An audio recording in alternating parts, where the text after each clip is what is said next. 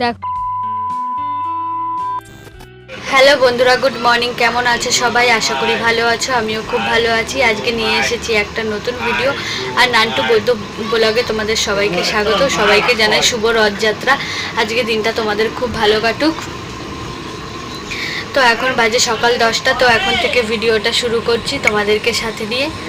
আশা করি ভিডিওটা তোমাদের ভালো লাগবে। ভিডিওটা ভালো লাগলে লাইক কমেন্ট শেয়ার করো, আমার চ্যানেলটিকে সাবস্ক্রাইব করে দিও। কাল তো ভিডিওটা দেখতে থাকো। আজকে হলো রথ, তো সেই উপলক্ষে আমি আমার গোপুসোনাকে একটু ভোগ রান্না করে দেবো। তো তোমরা ভিডিওটা দেখতে থাকো। তো দেখো বন্ধুরা, এখানে 5 রকমের ভাজা হবে, তাই এখানে আমি নিয়ে নিয়েছি পটল, ভেন্ডি, তারপরে হলো গিয়ে আলু আর কুমড়ো। তো আমি ভাজাটা ভাজবো, তার জন্য কেটে নেব।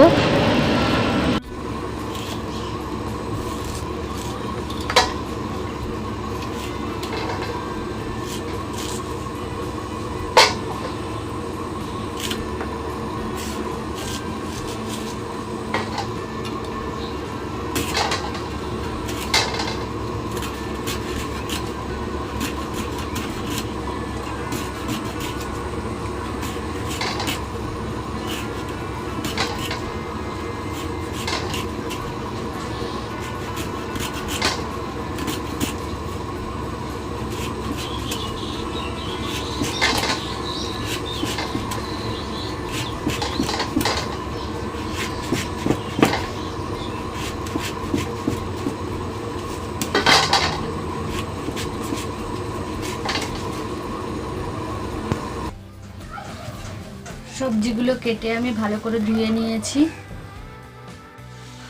দেখো বন্ধুরা, 5 রকমের ভাজা আমি বসিয়ে দিয়েছি। তো ভাজাটা হতে থাক, আমি অন্য সব কিছু জোগাড় করে নিই। আমি খিচুড়ির জন্য সব সবজিগুলো কেটে নেব।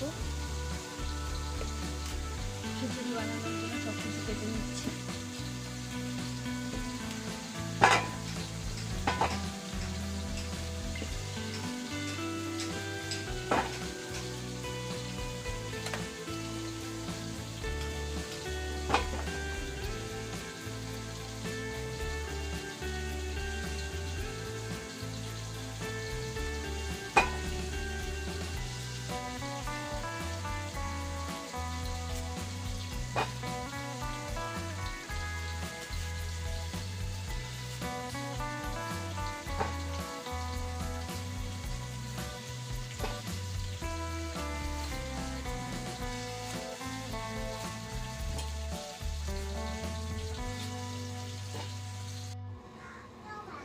তো 5 রকমের ভাজা হয়ে গেছে। এখানে আমি দেখো কড়াই বসিয়ে দিয়েছি, দিয়ে মুগ ডালটা ভালো করে ভেজে নেব।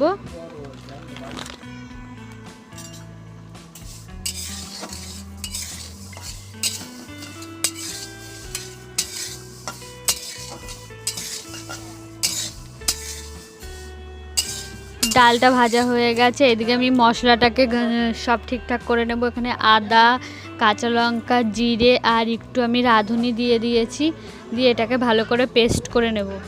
আর ডালটাকে আর চালটাকে একসাথে করে ভালো করে ধুয়ে নেব।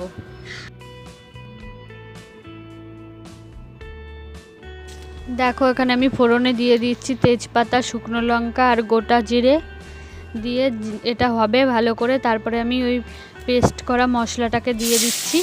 এবার এটা যতক্ষণ না কাঁচা গন্ধ ছাড়বে ততক্ষণ আমি ভালো করে ভেজে নেব। তারপরে দেখো চাল দিয়ে, ডাল দিয়ে আর হলুদ টলুদ দিয়ে আমি জল দিয়ে বসিয়ে দিয়েছি।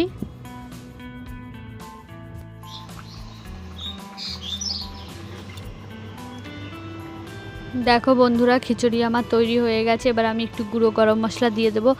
ধনে আর জিরে ভেজে গুঁড়ো করে নিয়েছিলাম, তো সেটা আমি দিয়ে দিচ্ছি।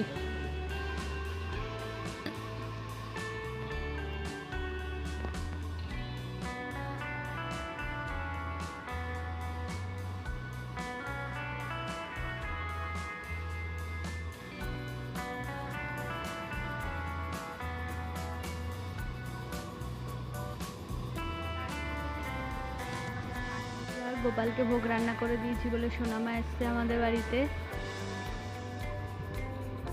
আর এখানে নিহান ঘুমাচ্ছে দেখো।